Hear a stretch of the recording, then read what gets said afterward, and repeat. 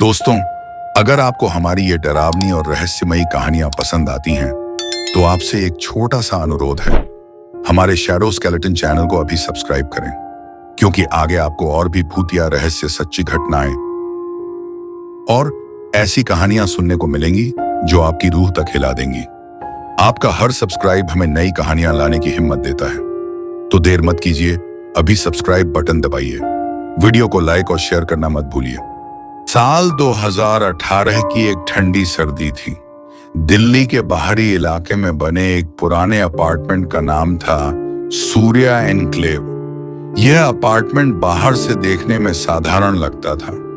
4 मंजिलों वाली एक बिल्डिंग, जिसके चारों ओर टूटी दीवारें, जंग लगे गेट और घास फूस से भरा छोटा सा बगीचा था। रात होते ही यहाँ का माहौल अचानक बदल जाता। दिन में चिड़ियों की चहचहाहट और बच्चों की हलचल सुनाई देती थी, लेकिन जैसे ही अंधेरा फैलता, इस अपार्टमेंट की खिड़कियां और दरवाजे अजीब सी सरसराहट और चरमराहट की आवाज करने लगते। ऐसा लगता मानो दीवारें किसी अनजानी पीड़ा से कराह रही हों।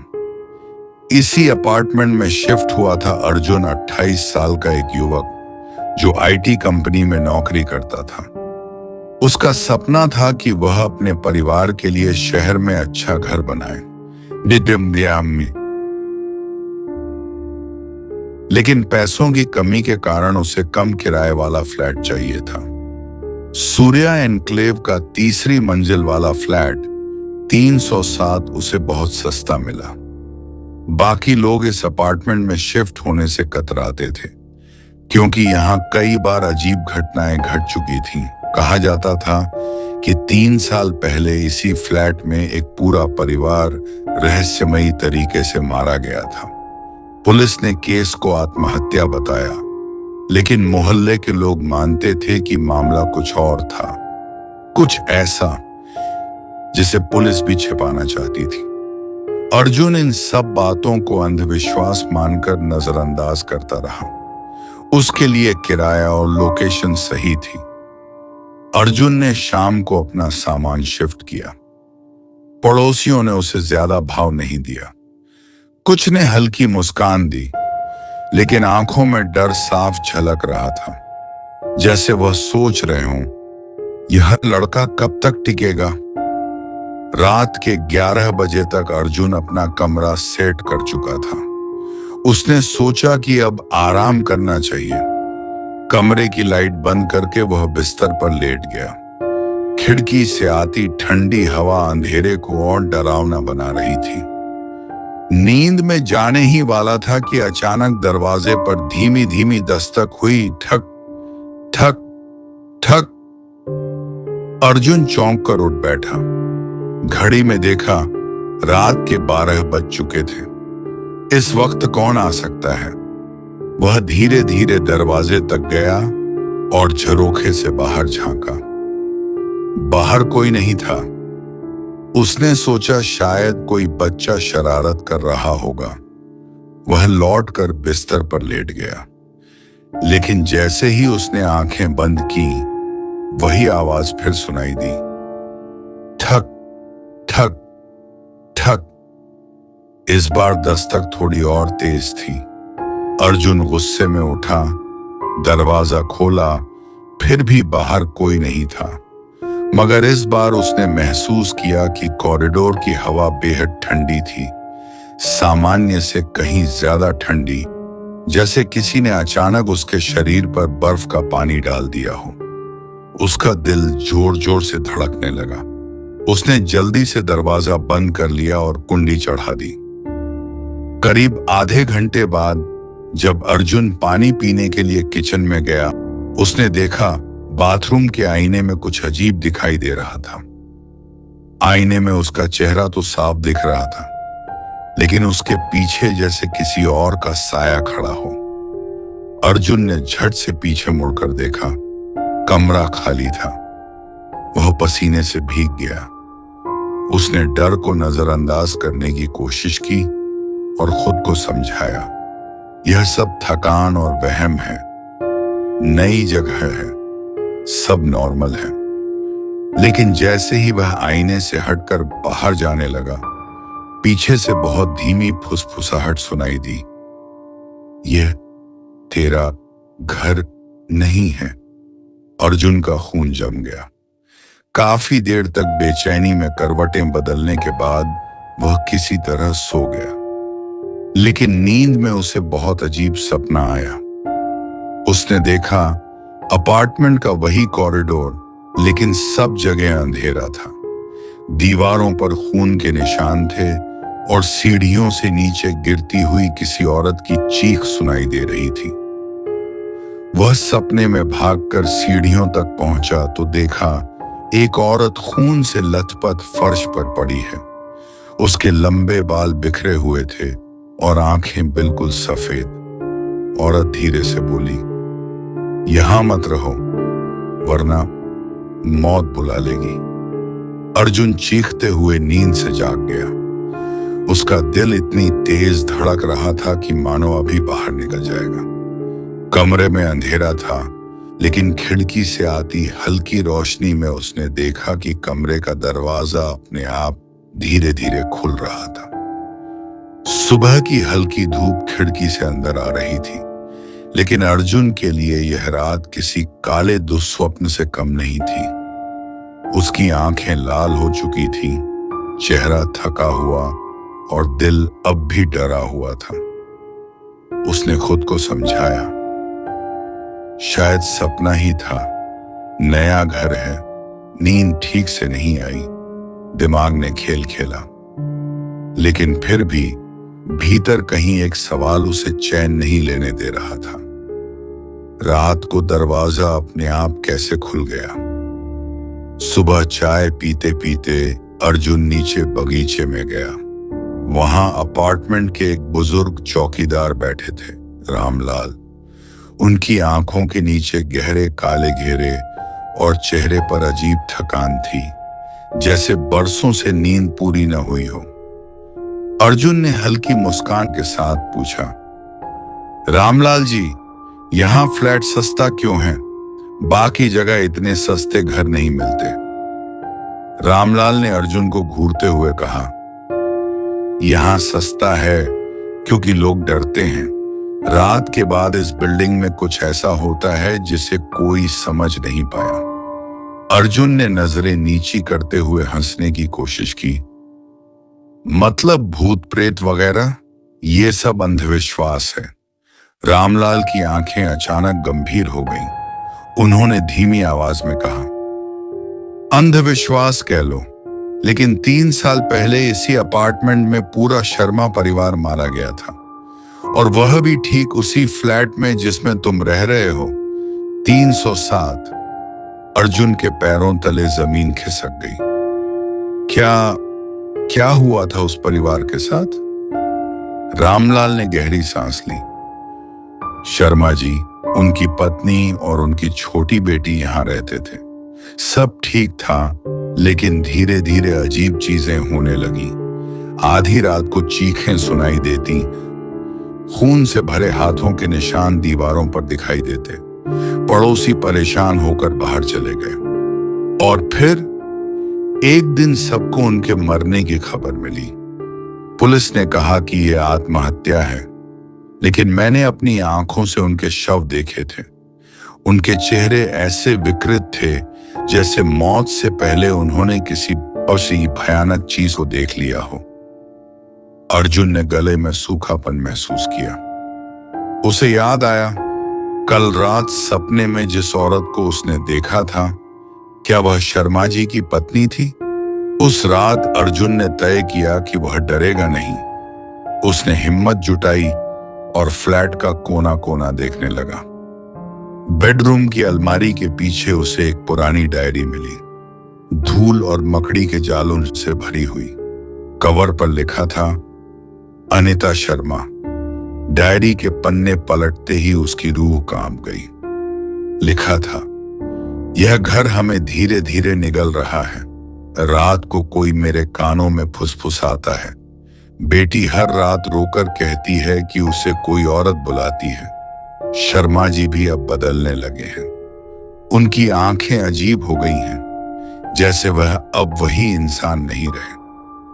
अर्जुन का हाथ कांपने लगा। पन्नों के बीच एक जगह खून के धब्बे भी थे। आखिरी पन्ने पर केवल 3 शब्द लिखे थे, वह लौट आई। रात होते होते अर्जुन ने खुद को संभालने की कोशिश की, लेकिन जैसे ही घड़ी ने 12 बजाए, कमरे का तापमान अचानक गिर गया। पंखा बंद था, फिर भी ठंडी हवा कमरे में भर गई। खिड़की से झांकने पर अर्जुन ने देखा, कॉरिडोर में एक औरत खड़ी थी। उसके लंबे काले बाल जमीन तक झूल रहे थे, चेहरा बिल्कुल सफेद और आंखें खोखली। वह धीरे धीरे उसकी खिड़की की तरफ मुड़ी और बिना मुंह खोले अर्जुन के दिमाग में आवाज गूंजी, तुम्हें यहां नहीं रहना चाहिए। अर्जुन चीख पड़ा और खिड़की बंद कर दी, लेकिन अगले ही पल उसे कमरे की दीवार पर खून से लिखा दिखा, मैं लौट आई हूं। रात भर अर्जुन जागता रहा। खिड़की पर खड़ी उस औरत का चेहरा और दीवार पर लिखा खून का संदेश उसकी आंखों से ओझल नहीं हो रहा था। सुबह की रोशनी आई, लेकिन उसके मन से अंधेरा नहीं गया। अर्जुन ने तय किया कि वह इस रहस्य को गहराई से समझेगा। ऑफिस जाने की बजाय वह पास के थाने पहुंचा। बहुत मिन्नत करने पर एक पुराना कांस्टेबल उसे शर्मा परिवार केस की फाइल दिखाने को राजी हुआ। फाइल में लिखा था, 2015 की एक सर्द रात को शर्मा परिवार मृत पाया गया। शर्मा जी की गर्दन टूटी हुई थी।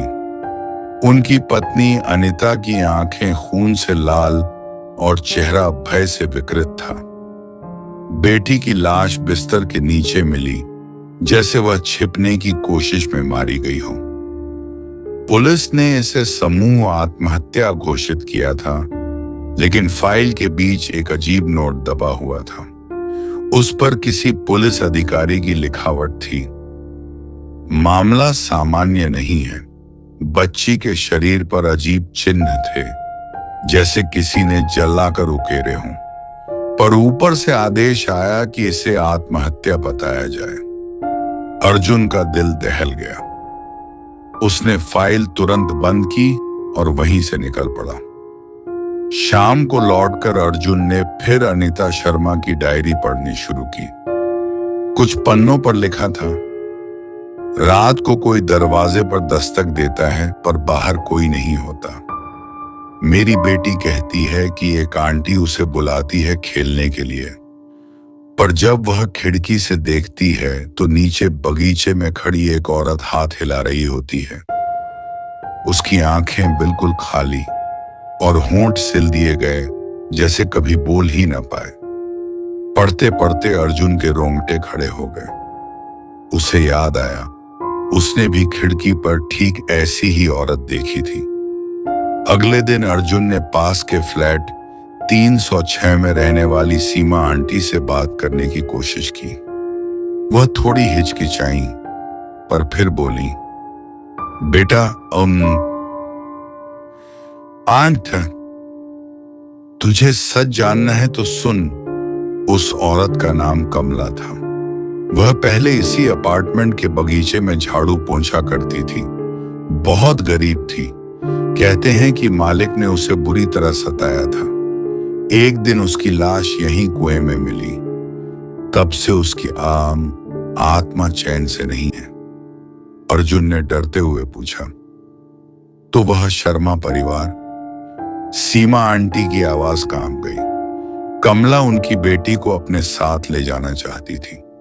अनीता ने डायरी में सब लिखा था, पर किसी ने उसकी बातों पर भरोसा नहीं किया। और फिर एक रात पूरा परिवार खत्म हो गया।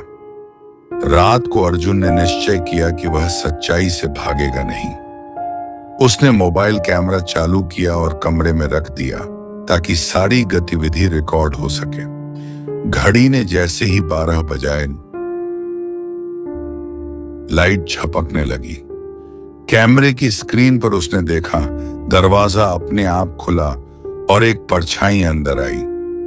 परछाई धीरे धीरे बिस्तर तक आई और अर्जुन के पास झुककर फुसफुसाई, तू भी मेरी बेटी बनेगा। अर्जुन ने कांपते हुए मोबाइल उठाया, लेकिन स्क्रीन अचानक ब्लैक हो गई।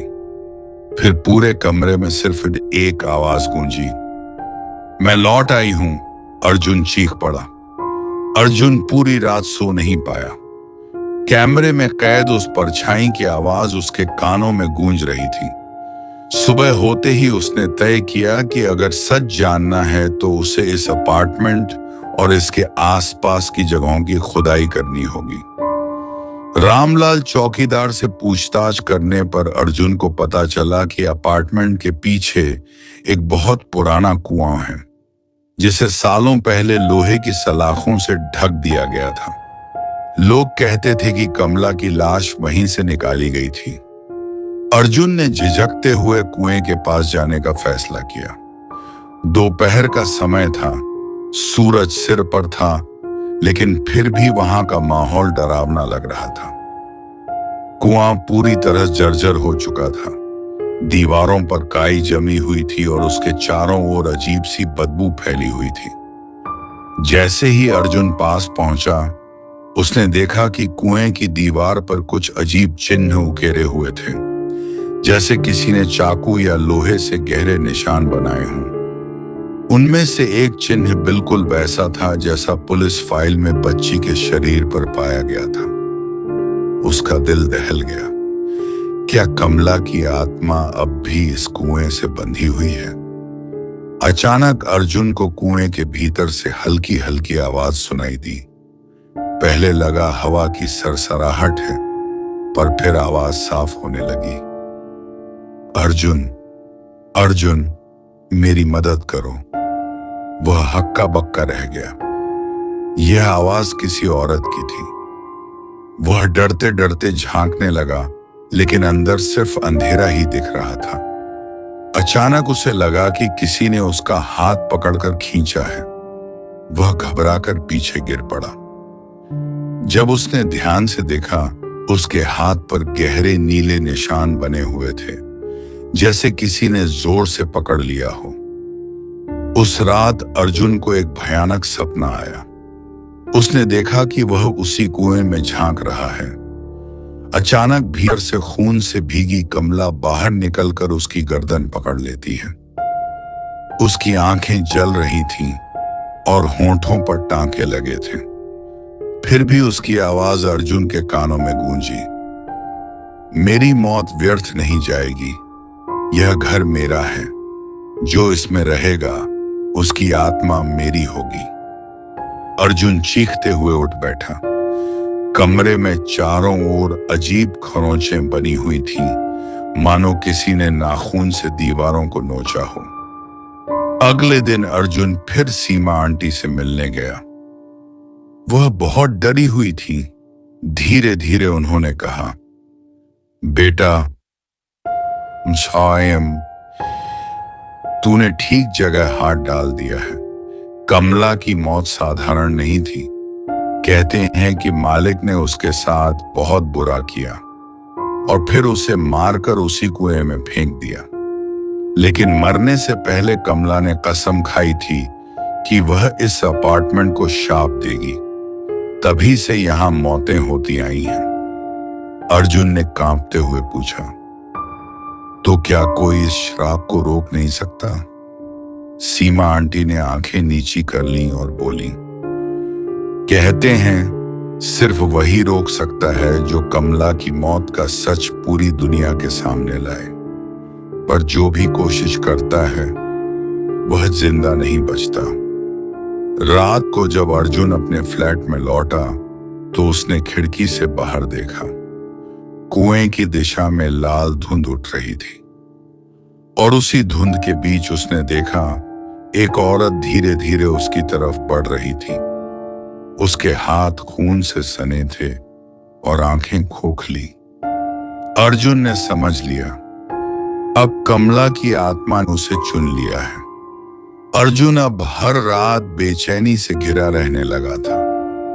दिन में वह ऑफिस जाता, लोगों से सामान्य बातें करता, लेकिन जैसे ही सूरज ढलता उसके मन में डर की लहरें उठने लगती। उसकी खिड़की के बाहर वही लाल धुंध बार बार दिखाई देती और कभी कभी एक परछाई दीवार पर रेंगती हुई दिखती।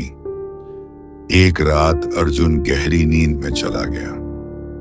उसे लगा कि वह अपने ही कमरे में है, लेकिन वातावरण धुंधला था। कमरे के बीचों बीच एक परछाई खड़ी थी, कमला। उसके होंठ अब भी सीले हुए थे, लेकिन आंखों से खून टपक रहा था। अर्जुन डर से कांपते हुए पीछे हटने लगा। कमला ने बिना मुंह खोले उसकी आत्मा में उतरती हुई आवाज निकाली, तुझसे सौदा करना है।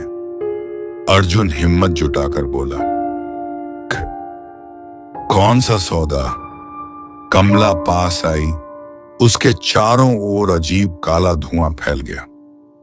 उसने कहा, अगर तू मेरी मौत का सच सबको बताएगा तो तेरी जान बचेगी।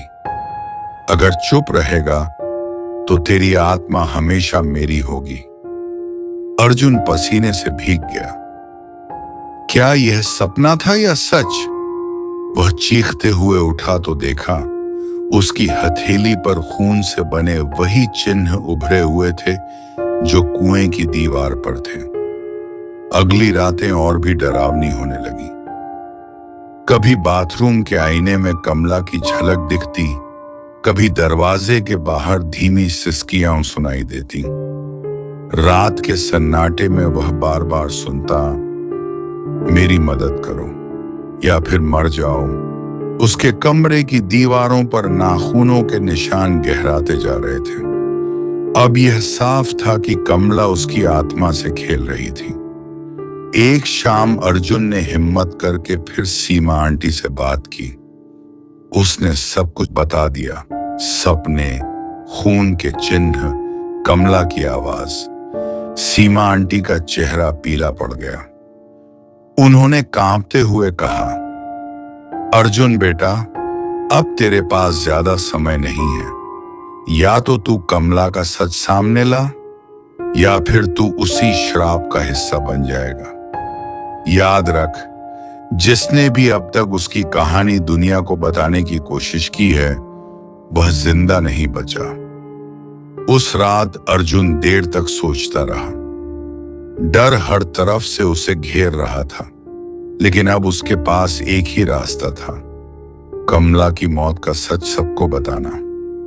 उसने तय किया कि वह पुलिस फाइल की कॉपी, अनिता शर्मा की डायरी और अपने रिकॉर्ड किए हुए वीडियो को सबूत के तौर पर इकट्ठा करेगा। शायद तभी कमला की आत्मा को शांति मिले। लेकिन जैसे ही उसने यह ठाना, कमरे में अचानक हवा तेज चलने लगी। पंखा बंद था, फिर भी सब कुछ कांपने लगा।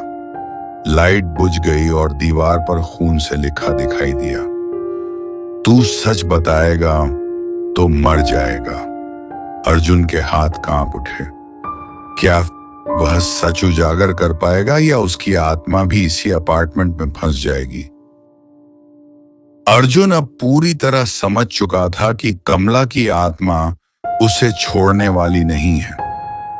उसके पास सिर्फ दो विकल्प थे, या तो वह सच सबके सामने लाए या फिर उसी अपार्टमेंट में हमेशा के लिए कैद हो जाए। अर्जुन ने सबसे पहले अनीता शर्मा की डायरी को एक बैग में रख लिया। उसने अपने मोबाइल में रिकॉर्ड किए गए अजीब वीडियो भी सेव कर लिए। फिर वह थाने गया और बड़ी मुश्किल से पुलिस फाइल की फोटोकॉपी निकाल ली। अब उसके पास 3 सबूत थे। 1, अनीता की डायरी, लेकिन जैसे ही उसने यह सब इकट्ठा किया, उसे महसूस हुआ कि कोई उसका पीछा कर रहा है। रात को जब अर्जुन ऑफिस से लौट रहा था, उसने देखा कि सड़क पर अंधेरे में एक परछाई उसकी चाल से मेल खाती हुई चल रही है। वह जितना तेज चलता, परछाई उतनी ही तेज। वह रुका, परछाई भी रुक गई। उसका दिल तेज धड़कने लगा। अचानक स्ट्रीट लाइट झपक कर बुझ गई और उसी धुंध में कमला का चेहरा उभरा। तू भाग नहीं सकता। अर्जुन चीखते हुए दौड़ पड़ा और किसी तरह अपने फ्लैट तक पहुंचा। उस रात अर्जुन ने महसूस किया कि अब मौत बहुत पास है। कमरे की घड़ी अपने आप 3 बजे पर अटक गई। फिर दरवाजे पर धीमी दस्तक होने लगी। ठक ठक ठक। इस बार अर्जुन ने दरवाजा नहीं खोला, लेकिन दस्तक रुकने के बजाय और तेज होती गई।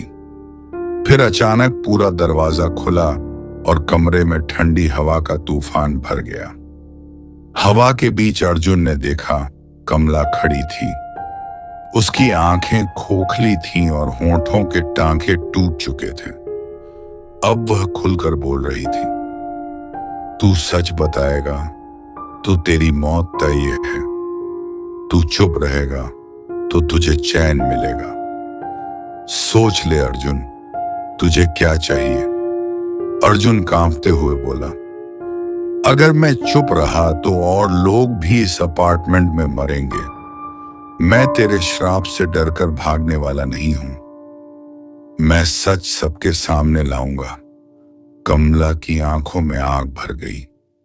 उसका चेहरा धीरे धीरे विकृत होने लगा। उसने चीख कर कहा, तो तैयार हो जा। मौत अब तेरे पीछे पीछे चलेगी। अगले ही पल वह धुएं की तरह गायब हो गई, लेकिन कमरे में एक तेज खून की बदबू भर गई। अगले दिन से अर्जुन ने नोटिस किया कि चाहे वह जहां भी जाता, कोई न कोई अदृश्य शक्ति उसका पीछा करती रहती। ऑफिस में उसकी कंप्यूटर स्क्रीन पर अचानक वही शब्द उभर आते, मैं लौट आई हूं। बस में बैठते ही उसके कानों में धीमी फुसफुसाहट सुनाई देती। यहां तक कि भीड़ में भी उसे लगता कि कोई उसके कंधे पर हाथ रख रहा है। अब यह साफ था, मौत ने उसका पीछा शुरू कर दिया है। अर्जुन अब हर दिन डर की गिरफ्त में जी रहा था। उसका मनोबल टूट रहा था, लेकिन भीतर कहीं एक आग जल रही थी। मुझे सच सबको बताना ही होगा। एक शाम ऑफिस में देर तक काम करते हुए अर्जुन ने देखा कि कंप्यूटर स्क्रीन बार बार झपक रही है। उसने सोचा शायद सिस्टम हैंग हो गया है, पर अचानक स्क्रीन पर खून टपकने जैसा दृश्य उभर आया। लाल लाल धारें स्क्रीन से नीचे फर्श पर बहने लगी। घबराकर अर्जुन पीछे हट गया, लेकिन उसके सहकर्मी ने आकर पूछा, क्या हुआ अर्जुन? स्क्रीन तो नॉर्मल है। जब अर्जुन ने फिर देखा तो सब कुछ सामान्य था, पर उसकी शर्ट पर लाल धब्बे थे, जैसे किसी ने खून छींटा हो। उस रात अर्जुन फ्लैट लौटा तो दरवाजा आधा खुला मिला। वह डरते डरते अंदर गया।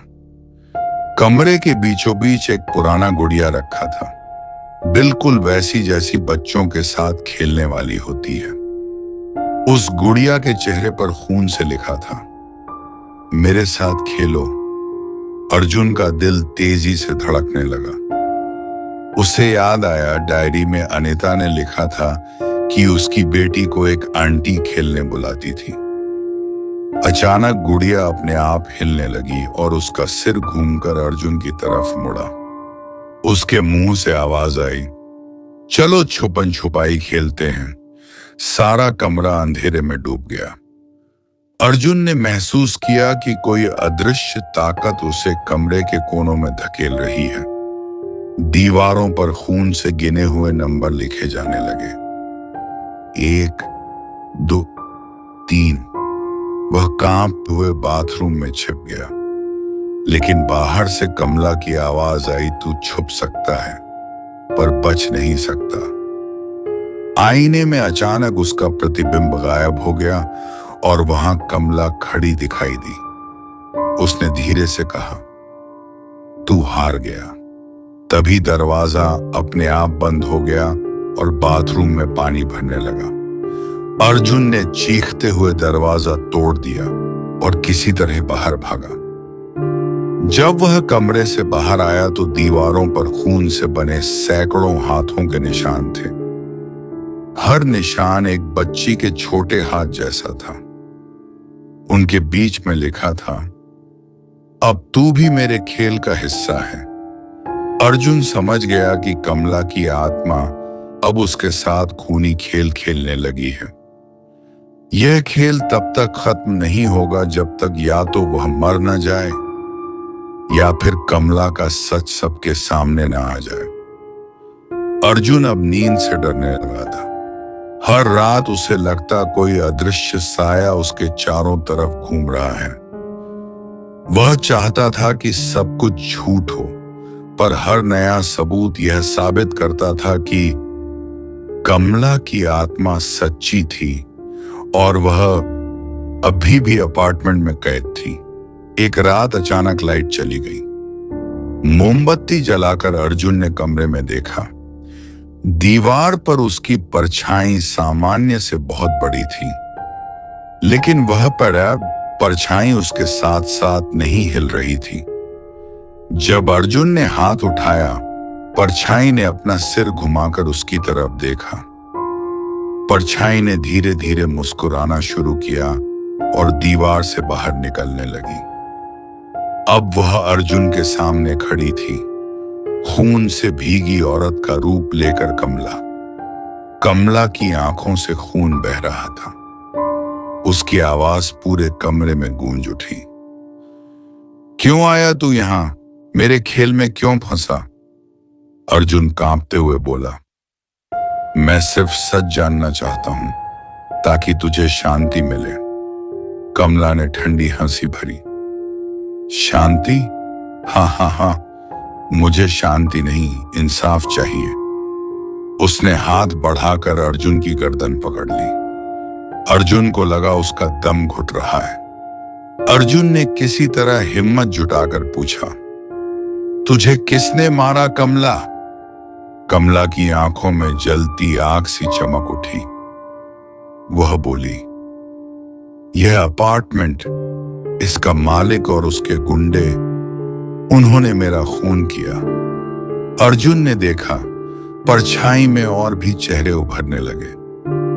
बच्चों के, औरतों के, बूढ़ों के, सभी पीड़ित आत्माएं थीं, जिन्हें आईएच अपार्टमेंट की दीवारों में दफना दिया गया था। अचानक सैकड़ों हाथ दीवारों से निकलकर अर्जुन की तरफ बढ़ने लगे। हर हाथ ठंडा और भारी था, मानो मौत पकड़ रही हो। कमला चीखी, तूने मेरे साथ रहने का वादा किया है, अब कभी नहीं जाएगा। अर्जुन ने पूरी ताकत लगाकर खुद को छुड़ाया और दरवाजे की तरफ भागा, लेकिन दरवाजा खुल ही नहीं रहा था। कमला की परछाई उस पर चढ़कर बोल रही थी, अब तू भी मेरा हिस्सा है। अर्जुन ने हिम्मत कर जेब से वह डायरी निकाली जिसमें अनीता और उसकी बेटी की कहानी लिखी थी।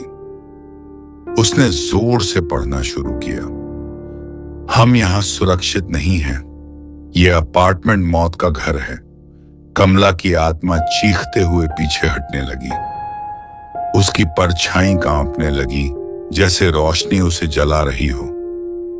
लेकिन जाते जाते उसने कहा, मैं अभी खत्म नहीं हुई, अगली बार तू बच नहीं पाएगा।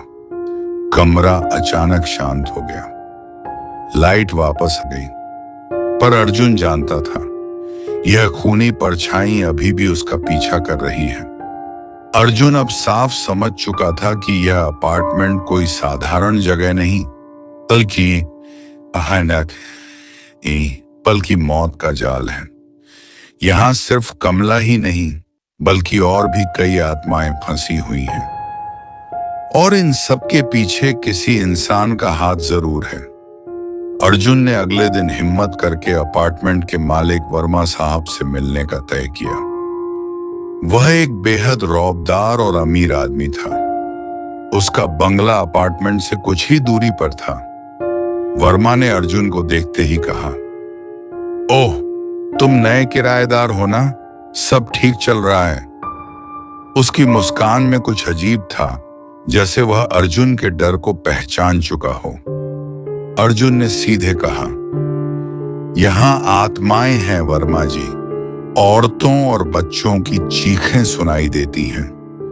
कहीं यह सब आपसे तो जुड़ा नहीं है? वर्मा पहले तो हंसा, फिर ठंडी निगाहों से बोला, कुछ रहस्य जानने के लिए नहीं बनाए जाते। अगर ज्यादा टोह लोगे तो तुम भी गुम हो जाओगे। बातचीत के दौरान अर्जुन की नजर वर्मा के कमरे में रखी एक पुरानी लोहे की तिजोरी पर पड़ी। उस तिजोरी पर खून जैसे धब्बे थे। वह समझ गया कि इसमें ही कोई बड़ा राज छिपा है। अर्जुन ने रात में वर्मा के बंगले में चोरी से घुसने की ठान ली। आधी रात को अर्जुन तिजोरी तक पहुंचा। बहुत मशक्कत के बाद जब उसने तिजोरी खोली तो अंदर से ढेर सारी फाइलें और पुरानी तस्वीरें मिली। तस्वीरों में अपार्टमेंट का निर्माण दिख रहा था, पर उसमें मजदूरों की मौत, हादसे और कई औरतों के चीखते चेहरे भी कैद थे।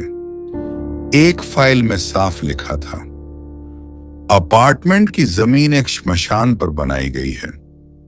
मरने वालों की आत्माएं यहां हमेशा के लिए भटकेंगी और उनकी आत्माओं को बलि चढ़ाकर अपार्टमेंट की समृद्धि बरकरार रखी जाएगी। अर्जुन के हाथ कांपने लगे। उसे अब पता चल चुका था, यह अपार्टमेंट असल में एक मौत का सौदा है, जहां लोगों को रहने के लिए बुलाया जाता है और फिर उनकी आत्माएं इस श्रापित जगह में कैद कर दी जाती हैं। अचानक कमरे का दरवाजा बंद हो गया। वर्मा वहां खड़ा था। उसकी आंखें लाल चमक रही थीं। वह बोला, अब जब तूने सच देख ही लिया है तो तेरी आत्मा भी इसी सौदे का हिस्सा बनेगी। उसने अर्जुन की तरफ एक लोहे की छुरी फेंकी जिस पर अजीब मंत्र खुदे हुए थे। कमरे की हवा ठंडी पड़ गई। कमला की चीख फिर से गूंज उठी, भाग अर्जुन, वरना तू भी मर जाएगा। कमरे में मौत का सन्नाटा छा चुका था। अर्जुन वर्मा की छुरी से बचने के लिए पीछे हट गया, लेकिन वर्मा की आंखों में खून उतर आया था। वह चीखते हुए बोला, यह अपार्टमेंट मेरी ताकत है और इन आत्माओं पर मेरा हक है। तभी कमरे की दीवारें कांपने लगी। लोहे की तिजोरी से तेज आवाज आई और उसके अंदर से काले धुएं की तरह आत्माएं निकलने लगी। सैकड़ों चेहरों की चीखें गूंज उठीं। उनमें कमला सबसे आगे थी। उसकी आंखों में आग थी और उसके साथ बच्चों की आत्माएं भी थीं। कमला ने वर्मा की तरफ इशारा करते हुए चीखा, आज से तेरा राज खत्म। तूने हमें धोखा दिया, हमारी मौतों का सौदा किया। अब हम सब मिलकर तुझसे अपना हिसाब लेंगे। वर्मा डरने के बजाय मंत्र पढ़ने लगा। उसकी छुरी से लाल लाल चिंगारियां निकलने लगीं। वह बोला, तुम सब मेरी कैद में हो।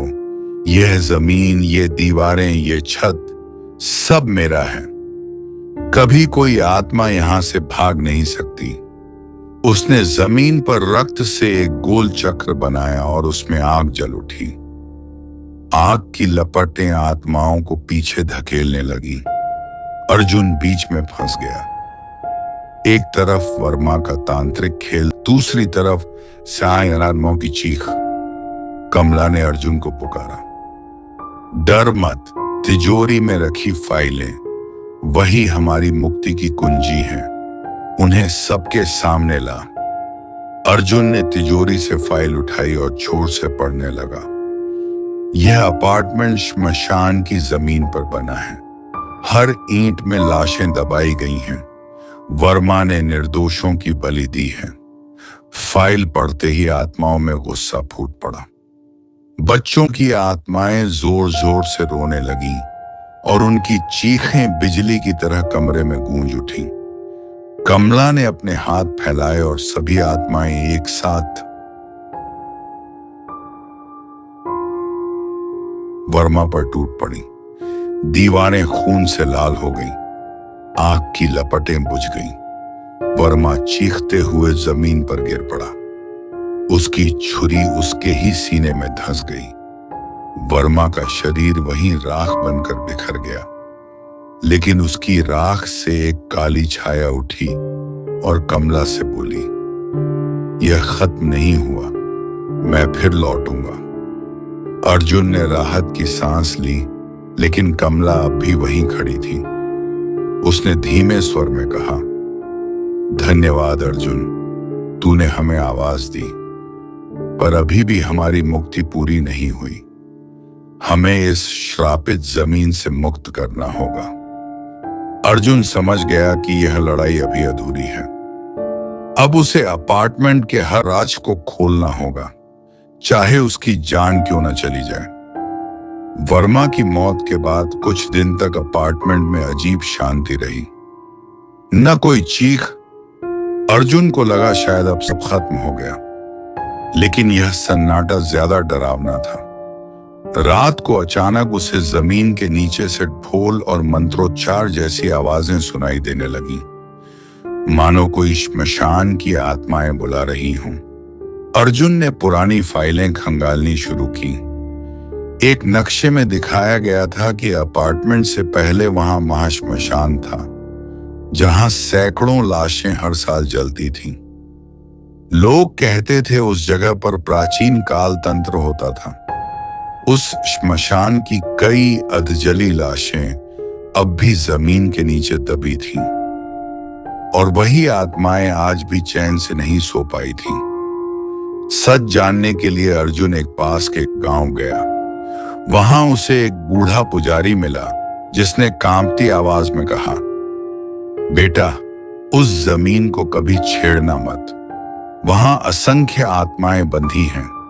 वर्मा ने बलि देकर उन्हें जागृत किया था। अगर तूने उनकी पुकार का जवाब दिया तो वे तुझसे मुक्ति मांगेंगी और तुझे चैन से जीने नहीं देंगी। अर्जुन ने गंभीर स्वर में कहा, पंडित जी, मैं डरकर भागने नहीं आया। अगर मुक्ति ही चाहिए तो मैं उन्हें दिलाकर रहूंगा। पंडित ने उसे एक अग्नि मंत्र और राख से भरी एक छोटी थैली दी। उन्होंने चेतावनी दी, सावधान रहना बेटा, श्मशान की आत्माएं दोस्त भी बन सकती हैं और दुश्मन भी। अगली रात अर्जुन अपार्टमेंट के बेसमेंट में गया। वहां जमीन खुदी हुई थी और अजीब सी बदबू आ रही थी, जैसे सड़ी हुई लाशें अंदर से सांस ले रही हों। जैसे ही उसने मंत्र पढ़ना शुरू किया, जमीन से सैकड़ों हाथ निकलने लगे। बच्चों की चीखें, औरतों की सिसकियां, बूढ़ों की कराहें, पूरा बेसमेंट श्मशान जैसा बन गया। कमला की आत्मा सामने आई और बोली, अर्जुन, तूने वर्मा को हराया, अब हमें इस जमीन की कैद से आजाद कर।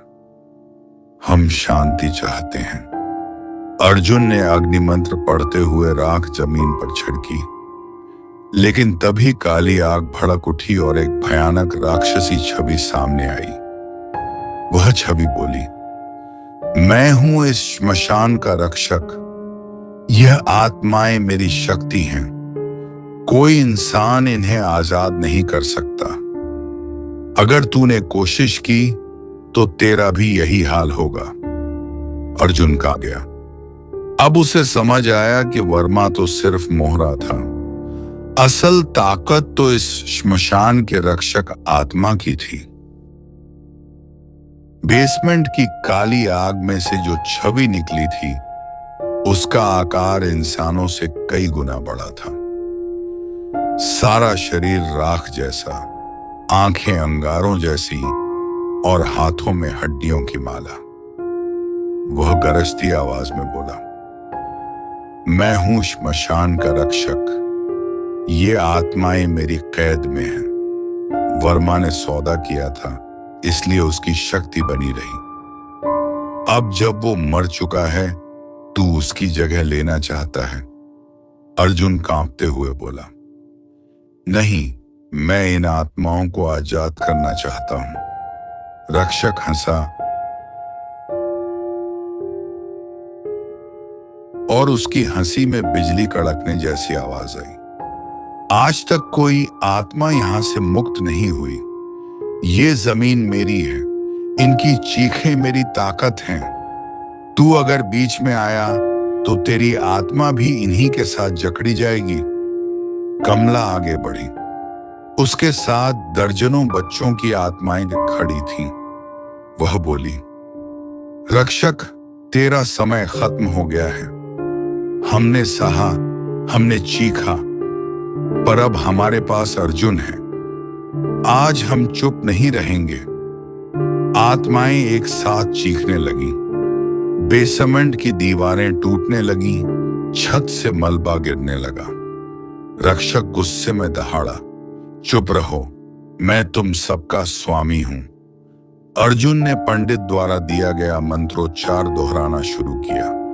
उसने राख चारों तरफ छिड़की। जैसे ही राख जमीन पर गिरी, अधजली हड्डियां चमकने लगीं और धुएं में बदलकर आसमान की ओर उठने लगी। रक्षक दर्द से तड़प उठा। उसने अर्जुन पर झपट्टा मारा, पर कमला बीच में आ खड़ी हुई। उसने अपनी पूरी शक्ति लगाकर रक्षक को रोका।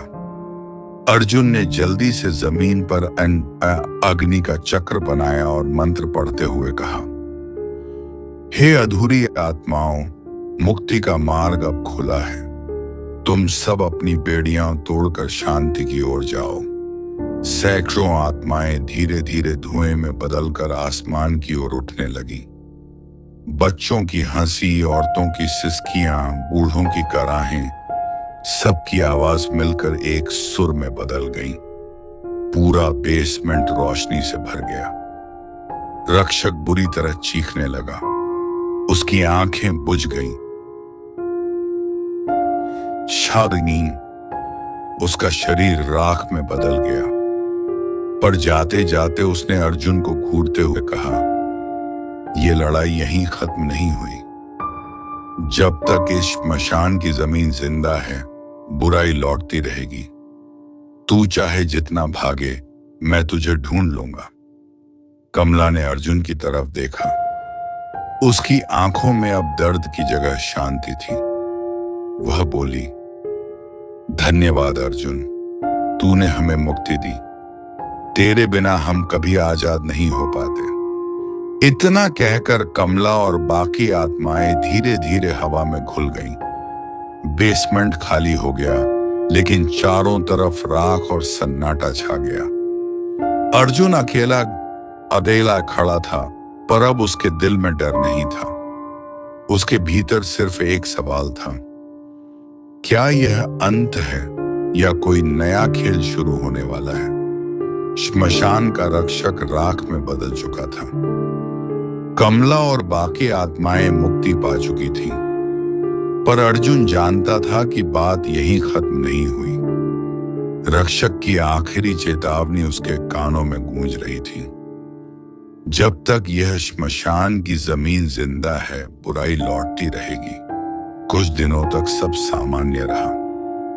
अर्जुन ने सोचा शायद अब शांति लौट आई है, लेकिन एक रात बेसमेंट से फिर अजीब आवाजें आने लगी। वह नीचे गया तो देखा, जहां रक्षक राख में बदल गया था, वहां राख अब भी जल रही थी, मानो उसमें कोई सांस ले रहा हो। धीरे धीरे राख हिलने लगी और फर्श पर फैलकर अजीब से चिन्ह बनाने लगी। अर्जुन समझ गया, यह राख का श्राप है। अपार्टमेंट के लोग बीमार पड़ने लगे। कभी किसी का बच्चा अचानक चीख उठता, कभी कोई औरत दीवारों से टकराकर बेहोश हो जाती। रात में सबको सपने आते कि राख का धुंधला चेहरा उन्हें घूर रहा है। लोग डरकर अपार्टमेंट छोड़ने लगे। पूरी इमारत सुनसान होने लगी। अर्जुन ने फिर फाइलों में सुराग ढूंढा। एक कागज पर लिखा था, श्मशान का श्राप केवल तब खत्म होगा जब जमीन को पवित्र अग्नि से शुद्ध किया जाए और राख को गंगा में प्रवाहित किया जाए। उसने ठान लिया कि चाहे जो हो, वह इस राख को गंगा तक ले जाएगा। अगली रात अर्जुन ने राख को एक तांबे के घड़े में भर लिया, लेकिन जैसे ही वह अपार्टमेंट से बाहर निकला, अंधेरी हवा ने उसका रास्ता रोक दिया। घड़े के भीतर से फुसफुसाहटें आने लगी। तू हमें नहीं ले जा सकता, हम यहीं रहेंगे। राख बार बार बाहर निकलने की कोशिश करने लगी। अर्जुन ने मंत्र पढ़ते हुए उसे दबाकर बंद किया और तेजी से भाग निकला। सड़क पर अंधेरा और घना हो गया। लाइटें अपने आप बुझ गईं। अर्जुन के पीछे किसी के पैरों की आवाज आने लगी। जब उसने पीछे मुड़कर देखा तो धुएं से बना वही रक्षक का चेहरा वहां खड़ा था। उसने गर्जना की, मैंने कहा था ना, यह श्राप तुझे चैन से जीने नहीं देगा। राख मेरी है, इसे कभी शुद्ध नहीं किया जा सकता। अर्जुन ने घड़ा सीने से लगाते हुए कहा, चाहे मुझे अपनी जान ही क्यों न देनी पड़े, यह श्राप आज खत्म होगा। अर्जुन के हाथों में तांबे का घड़ा कसकर पकड़ा हुआ था। उसमें बंद राख बार बार बाहर निकलने की कोशिश कर रही थी। फुसफुसाहटें कानों में गूंज रही थीं। हमें छोड़ दे, गंगा तक पहुंचना मुमकिन नहीं, तू भी हमारी तरह राख बन जाएगा। लेकिन अर्जुन ने निश्चय कर लिया था, अब पीछे हटने का सवाल ही नहीं था। रात के अंधेरे में अर्जुन अपार्टमेंट से बाहर निकला। सड़कें सुनसान थीं। बस स्टॉप तक जाते जाते उसने देखा उसके आसपास काली धुंध फैलने लगी है, मानो कोई उसका पीछा कर रहा हो। एक रिक्शे वाला अचानक सामने आया और बोला, कहाँ जाना है बाबूजी? अर्जुन ने कहा, गंगा घाट तक।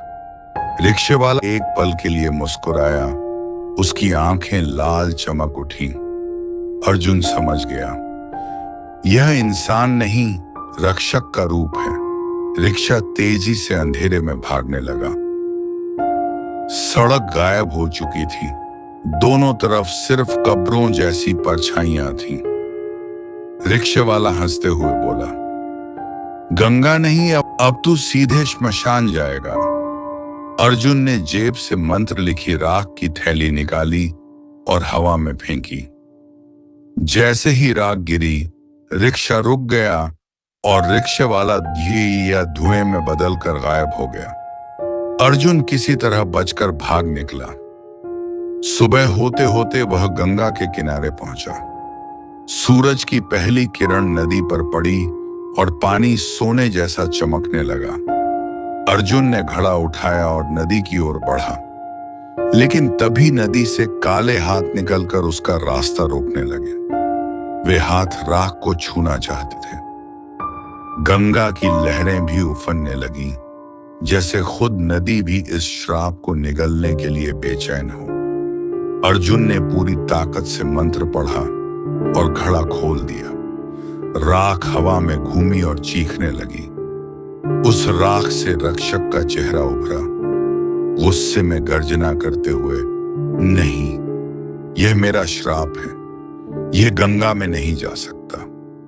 अर्जुन ने घड़ा गंगा में उलट दिया। राख तेज बहाव में गिरते ही आग की तरह चमकने लगी। गंगा की लहरें ऊंची उठीं और राख को अपने अंदर समा लिया। रक्षक की चीखें आसमान में गूंजती रहीं। फिर अचानक सब शांत हो गया। गंगा के पानी पर हल्की सी रोशनी फैली। अर्जुन को लगा जैसे किसी ने उसके कंधे पर हाथ रखा हो। उसने पीछे मुड़कर देखा, कमला और बाकी आत्माएं मुस्कुरा रही थीं। वे धीरे धीरे प्रकाश में बदलकर गंगा की लहरों में समा गईं। अब सच में उन्हें शांति मिल चुकी थी। अर्जुन की आंखों से आंसू बह निकले। उसने आह भरते हुए कहा, आखिरकार श्राप खत्म हुआ। लेकिन उसके मन में अभी भी एक सवाल था, क्या सचमुच श्राप खत्म हो गया है, या यह खामोशी तूफान से पहले का सन्नाटा है? गंगा में राख बहा देने के बाद अर्जुन को लगा कि सब खत्म हो गया। लेकिन उस रात जब वह घाट पर विश्राम कर रहा था, अचानक चारों ओर ढोल नगाड़ों की आवाज गूंजने लगी, जैसे कोई बड़ा उत्सव चल रहा हो। उसने आंखें खोली। घाट पर हजारों लोग जमा थे, लेकिन यह भीड़ जीवित नहीं, बल्कि मृतकों की आत्माएं थीं। वह दृश्य भयानक था। कोई खोपड़ी ढोल बजा रही थी, कोई बिना सिर का शरीर नाच रहा था। औरतों की आत्माएं गीत गा रही थीं, पर उनकी आवाजें चीर देने वाली थीं। अर्जुन डरकर पीछे हटने लगा। तभी एक बूढ़ा भूत उसके पास आया और बोला, स्वागत है पुत्र, यह है मृतकों का मेला। जो राख तूने गंगा में बहाई, उससे हमारा द्वार खुल गया है। अब हम सब आजाद होकर इस दुनिया में लौटेंगे। भीड़ के बीच अचानक काला धुआं उठने लगा और उसी धुएं से फिर वही रक्षक प्रकट हो गया। उसका शरीर अब और भी विशाल और भयावह था। उसने अर्जुन को घूरते हुए कहा, तूने सोचा था मुझे गंगा में बहाकर खत्म कर देगा, लेकिन राख गंगा में मिलकर और ताकतवर बन गई है। अब मैं अकेला नहीं, मेरे साथ पूरी मृतकों की सेना है। आत्माएं अर्जुन को चारों ओर से घेरने लगी। कोई उसके पैरों को पकड़ने लगी, कोई उसके कानों में फुसफुसाने लगी। चारों तरफ भय का भयानक नृत्य शुरू हो गया। गंगा की लहरें भी काली पड़ गईं, जैसे खुद नदी भी इस दुष्ट मेले में शामिल हो गई हो। अर्जुन ने डरते डरते अपने बैग से पवित्र ग्रंथ निकाला। उसमें लिखे मंत्र को ऊंची आवाज में पढ़ने लगा। उसकी आवाज गूंजी और गंगा की लहरें कांपने लगी। भीड़ चीखते हुए पीछे हटने लगी, लेकिन रक्षक ठहाका मारकर बोला, तू मंत्र पढ़कर हमें नहीं रोक सकता। यह मेला अब शुरू हो चुका है, और जब तक यह चलेगा, तेरी दुनिया हमेशा मौत के साए में रहेगी। अर्जुन समझ गया कि सिर्फ मंत्रों से काम नहीं बनेगा। उसे इस मेले की जड़ तक पहुंचना होगा। कहीं ना कहीं ऐसा द्वार है जिससे मृतकों की आत्माएं बाहर आ रही हैं। वह घाट की सीढ़ियों से उतरते हुए गंगा की गहराई में झांकने लगा। नीचे पानी में अजीब सी रोशनी चमक रही थी, जैसे कोई नरक का द्वार खुला हो। अर्जुन ने मन में ठान लिया, मुझे इस द्वार तक जाना ही होगा, चाहे मुझे अपनी जान क्यों न देनी पड़े। अर्जुन घाट की सीढ़ियों पर खड़ा था। गंगा का जल अब शांत नहीं था। उसमें गहराई से अजीब सी रोशनी निकल रही थी। रोशनी लाल और काली लपटों जैसी लग रही थी, जैसे कोई अदृश्य आग पानी के नीचे जल रही हो। अर्जुन ने साहस जुटाया और गंगा में उतर गया। जैसे जैसे वह गहराई में जाता गया, उसके कानों में आत्माओं की चीखें गूंजने लगीं। पानी में जगह जगह हड्डियां तैर रही थीं। नीचे पहुंचकर उसने देखा, चट्टानों के बीच एक विशाल द्वार है, लोहे का, जिस पर अजीब से चिन्ह खुदे हुए हैं। वह द्वार आधा खुला था और भीतर से काले धुएं और लाल आग की लपटें बाहर निकल रही थीं। द्वार के सामने एक भयानक प्राणी खड़ा था। उसकी आंखें अंगारों जैसी जल रही थीं। शरीर आधा इंसान और आधा भेड़िए का था। वह गरजते हुए बोला, यह नरक का द्वार है। जीवित इंसान का यहां आना मना है। अगर तू आगे बढ़ा तो हमेशा के लिए मृतकों की भीड़ में शामिल हो जाएगा। अर्जुन ने कांपते हुए कहा, मुझे यह द्वार बंद करना ही होगा, वरना पूरी दुनिया मौत का मेला बन जाएगी। पहरेदार ने उसकी ओर झपट्टा मारा। अर्जुन ने तुरंत ताबीज निकाला और हवा में उठाया। ताबीज से प्रकाश निकला और पहरेदार पीछे हट गया। लेकिन तभी द्वार के भीतर से हजारों हाथ बाहर निकलने लगे। वे हाथ अर्जुन को पकड़कर खींचना चाहते थे। अर्जुन पूरी ताकत से मंत्र पढ़ने लगा। उसकी आवाज गंगा की गहराई में गूंजने लगी। अचानक अर्जुन की आंखें द्वार पर पड़े चिन्हों पर गईं। उन्हें देखकर उसे एहसास हुआ है वही चिन्ह हैं जो उसने अपार्टमेंट के पुराने नक्शों में देखे थे। यानी यह श्राप सीधे उसी अपार्टमेंट से जुड़ा है। मतलब जब तक यह द्वार पूरी तरह बंद नहीं होगा, अपार्टमेंट हमेशा शापित रहेगा। अर्जुन ने पूरी ताकत जुटाई और ताबीज द्वार पर रख दिया। ताबीज से तेज रोशनी निकली और पानी उबलने लगा। पहरेदार दर्द से चीख उठा। द्वार की दरारें धीरे धीरे बंद होने लगी। लेकिन उसी वक्त रक्षक की आवाज गूंजी, अर्जुन, अगर तू यह द्वार बंद करेगा तो यह तुझे भी अपने अंदर खींच लेगा। तेरी आत्मा कभी मुक्ति नहीं पाएगी। अर्जुन ने आंखें बंद की और कहा, अगर मेरी कुर्बानी से हजारों लोग बच सकते हैं तो यह सौदा मुझे मंजूर है। अर्जुन गंगा की गहराइयों में खड़ा था। उसके सामने नरक का विशाल द्वार आधा खुला था। हजारों हाथ भीतर से बाहर आने की कोशिश कर रहे थे और द्वार का पहरेदार लगातार गर्जना कर रहा था। लेकिन अर्जुन ने ताबीज रखकर द्वार को बंद करने का प्रयास शुरू कर दिया था। उसकी देह कांप रही थी, सांसें भारी हो गई थीं, मानो वह अपनी ही जान की डोर तोड़ रहा हो। जैसे जैसे द्वार बंद होने लगा, मृत आत्माएं चीखने लगी। उनमें से कुछ ने अर्जुन से विनती की, हमें कैद मत कर, हमें मुक्ति चाहिए। लेकिन अर्जुन जानता था कि यह आत्माएं रक्षक की छलावा सेना का हिस्सा थीं। अगर इन्हें बाहर निकलने दिया तो पूरी दुनिया नरक बन जाएगी। उसने आंखें कसकर बंद कर ली और मंत्रोच्चार और तेज कर दिया। अचानक गंगा का पानी खौलने लगा। लहरें लाल रंग की हो गईं और पानी के भीतर से रक्षक प्रकट हुआ। इस बार उसका रूप और भी भयावह था। 4 हाथ, विशाल शरीर और अग्नि जैसी आंखें। उसने गुस्से में गरज कर कहा, अर्जुन, तू सोचता है कि इस द्वार को बंद करके सब खत्म कर देगा। तेरा बलिदान बेकार जाएगा। तेरी आत्मा हमेशा मेरी दास होगी। रक्षक ने अर्जुन पर हमला किया। पानी में चारों तरफ अंधेरा छा गया। पहरेदार भी झपट पड़ा। अर्जुन दोनों से जूझने लगा।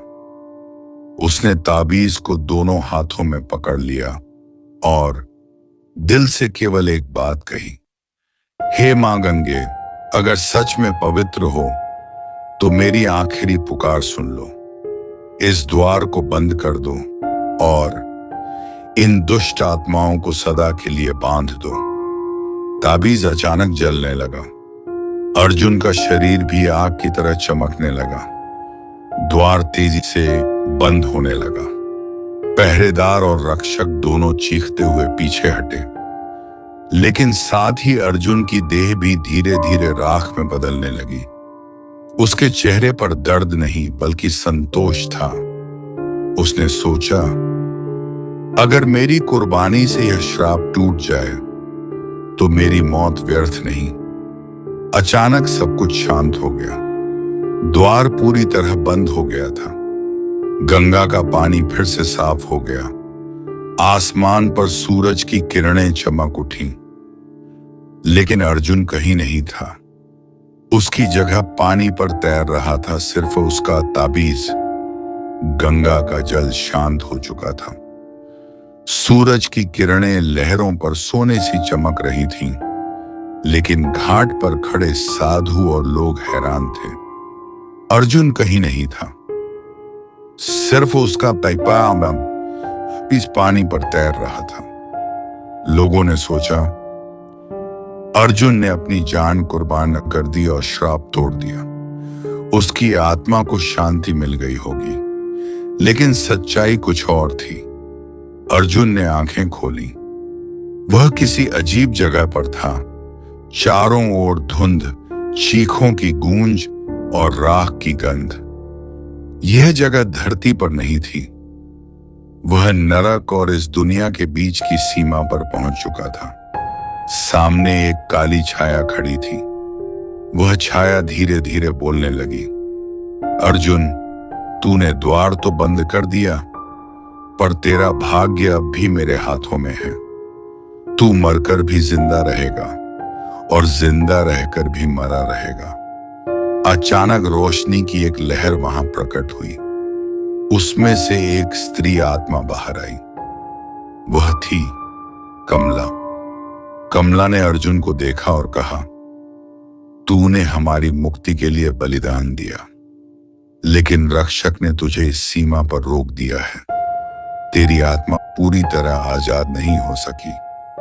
अर्जुन ने कांपते हुए पूछा, तो क्या मैं कभी लौट नहीं पाऊंगा?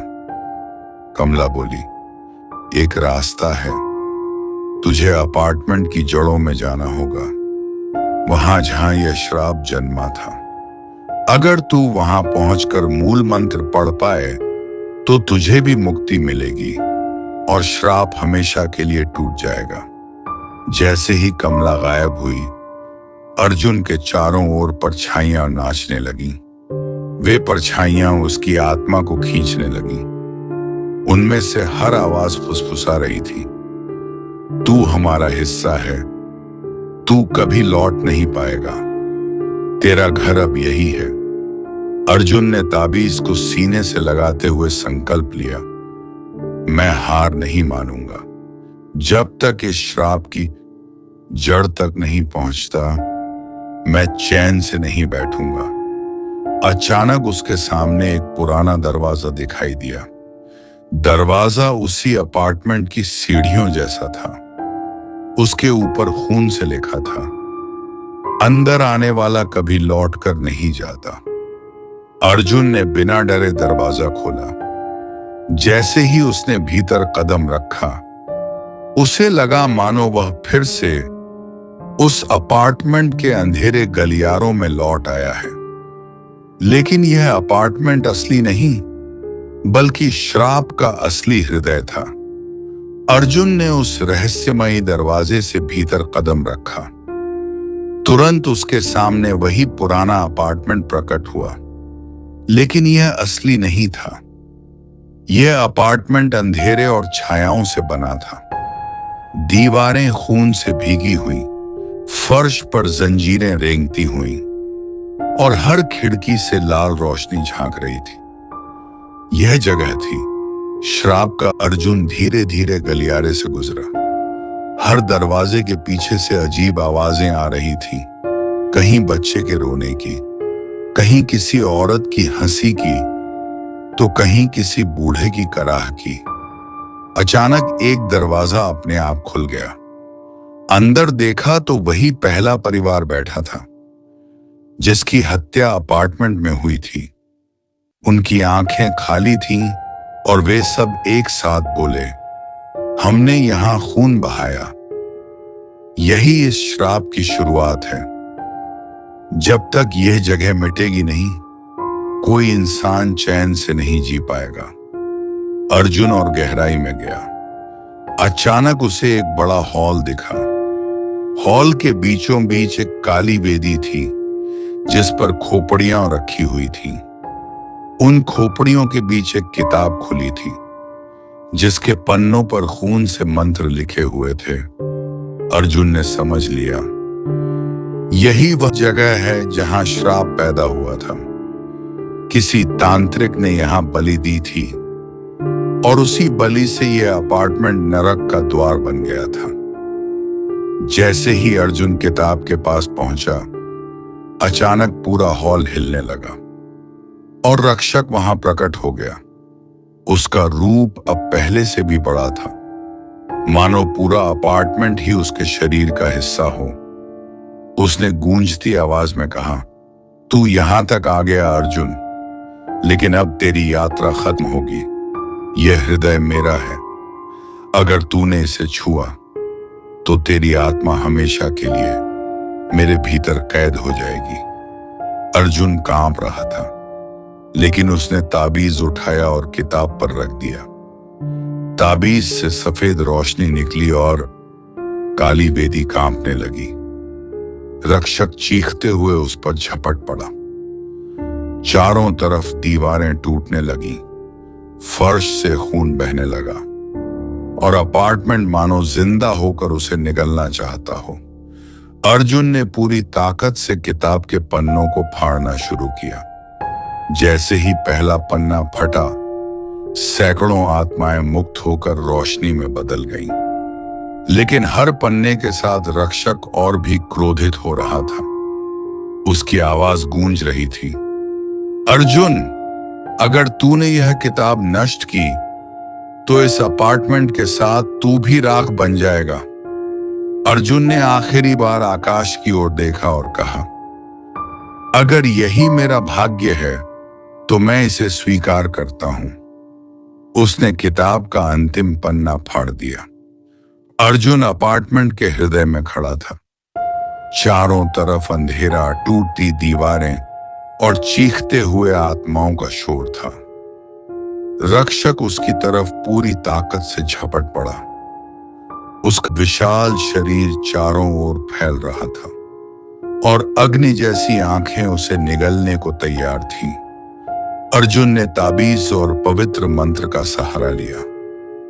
रक्षक ने अपनी भयंकर शक्ति से चारों तरफ आग फैला दी। दीवारें टूट रही थीं, फर्श खून और राख से लथपथ था। रक्षक की चीख गूंज रही थी, तूने मेरी ताकत को चुनौती दी। अब तेरी आत्मा हमेशा मेरे अंदर कैद होगी। अर्जुन ने ध्यान केंद्रित किया और किताब के पन्नों को फाड़ते हुए अंतिम मंत्र पढ़ा। सफेद रोशनी पूरे हॉल में फैल गई। जैसे ही अंतिम पन्ना फटा, रक्षक की चीख धीमी पड़ने लगी। उसकी शक्ति कमजोर होने लगी। सैकड़ों आत्माएं जो उसके बंदी थीं, मुक्त होकर प्रकाश में बदल गईं। कमला और बाकी बच्चों की आत्माएं अर्जुन के चारों ओर आईं। वे बोले, तुमने हमारी मुक्ति के लिए बलिदान दिया, अब हम तुझे नहीं छोड़ेंगे। रक्षक जोर जोर से गरजता रहा, लेकिन उसकी शक्ति कम हो चुकी थी। अर्जुन जान गया कि केवल उसके बलिदान से ही यह युद्ध खत्म हो सकता है। उसने ताबीज को अपनी छाती पर लगाया और अंतिम मंत्र उच्चारित किया, हे शक्तियां, मैं स्वयं को तुम्हारे हवाले कर रहा हूं, ताकि इस अपार्टमेंट और इसकी आत्माएं सदा के लिए मुक्त हों। सफेद प्रकाश ने अर्जुन को घेरे रखा। रक्षक चीखते हुए राख बन गया।